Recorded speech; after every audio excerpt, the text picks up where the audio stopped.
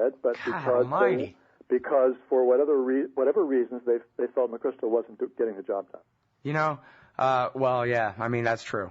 Yeah, and the point is, Scott, that, yes, the Pentagon is much, much more powerful than it was in 1950, and a field commander who has already been the hero of one war, who's sort of, you know, successfully made the case to the American public through a supine news media that he managed to snatch a victory from the jaws of defeat, and has become the biggest hero since MacArthur.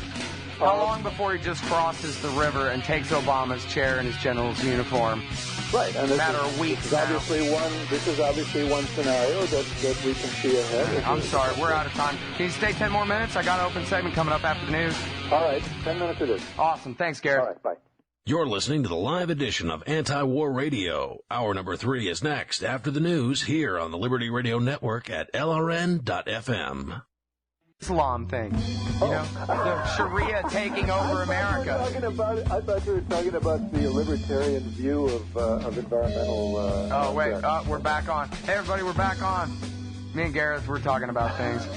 I was saying what a parody of the red scare this green scare is, and he goes, "Hey, I'm a green," and I said, "No, not like that, Gareth. I know you're that kind of green. I mean, like the old birch maps of communists taking over the world and each country turning red. Well, now there are those same kind of maps, not put out by the Birchers, by the way, who are good on this issue, about the map of the world turning green. Got it. And they're coming to take us over. Newt Gingrich said apparently the other week, last week, that there's a conspiracy to use the federal court system to institute Sharia law across America. And apparently this is a real danger in the mind of a significant portion of the American population. Yeah.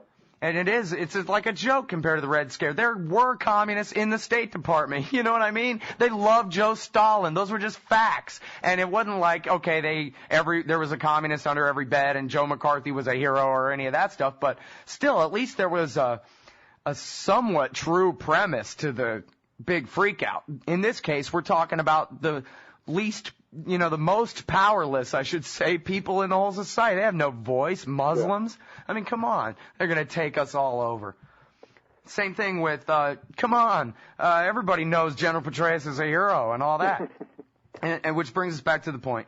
Yeah. As far as ridiculousness, there's our segue, ridiculousness.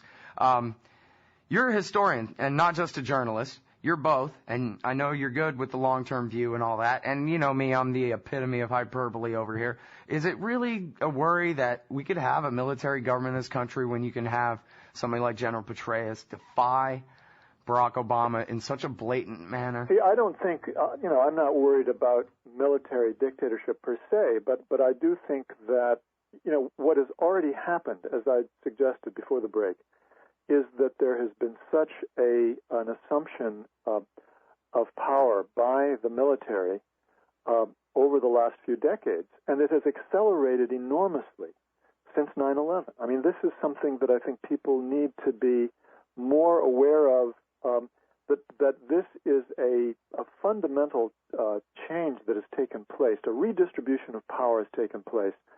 And the uniformed military leadership is more powerful, and that Petraeus occupies a unique position in modern military history. And that is, as I said, in part because of the enormous buildup the news media has given him. And he is in a position to put more pressure on the president than any previous field commander in history, I think. Remember that New York Times article from, February or March or something, I think, where at the end of the article, it's Secretary of Defense Robert Gates on the plane watching a movie, 7 days in May. Right.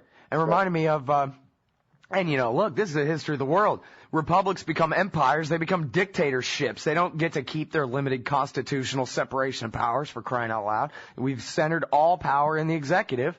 And so, it's just a fight over who gets to be the executive now. But really, the modern way of accomplishing what was portrayed in 7 Days in May is is not the sort of overt military takeover. It's the velvet glove that has been used so effectively by manipulating the news media and getting their message to be the narrative that the vast majority of Americans believe, and which then sort of shapes the political process in so many different ways.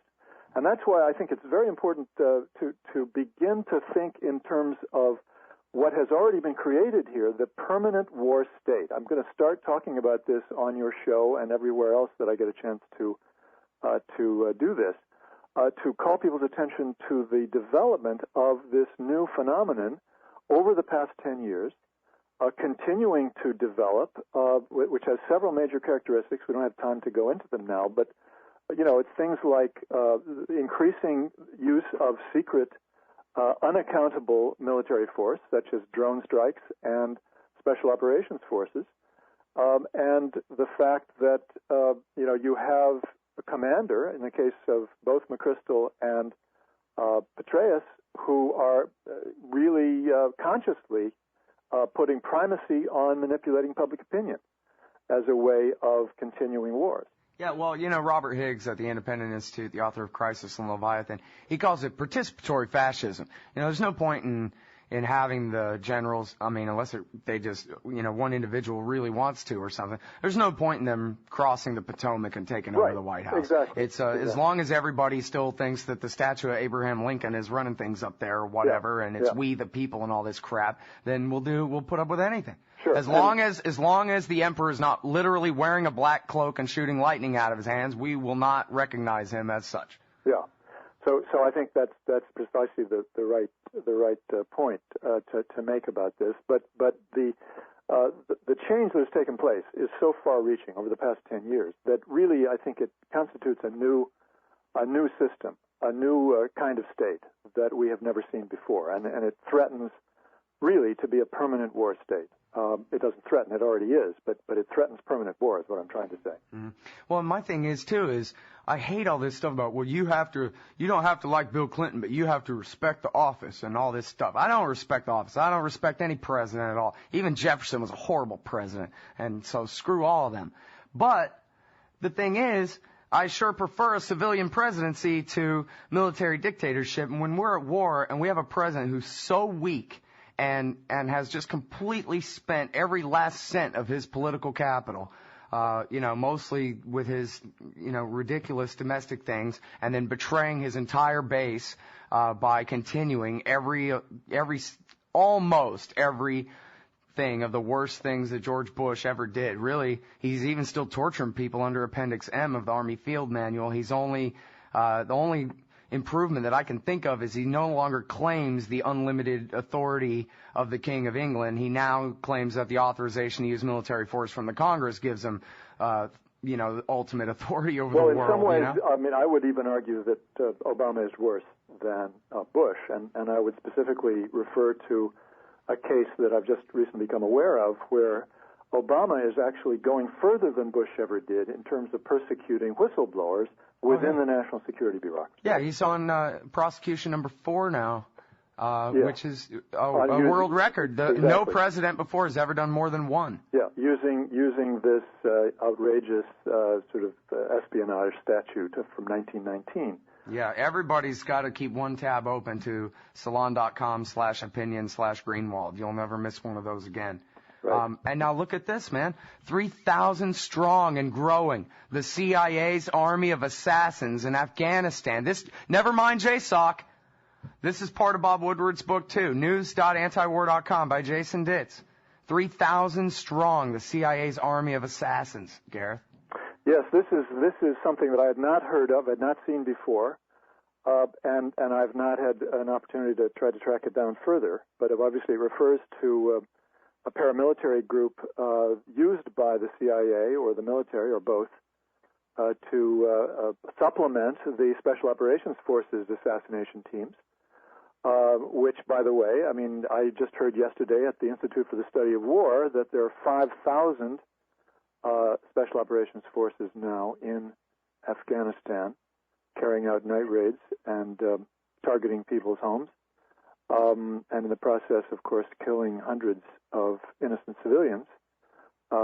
You wrote about that in your last piece, right? Right. The Petraeus exactly. bait and switch, where they raid a house, and then just like a bunch of Texans, people come out with rifles, going, what the hell's going on here? And then they wax the entire neighborhood, just light them up, boys. Anybody who steps out of their house to find out what's going on, because, of course, they make all this noise, all this racket, and people think that there's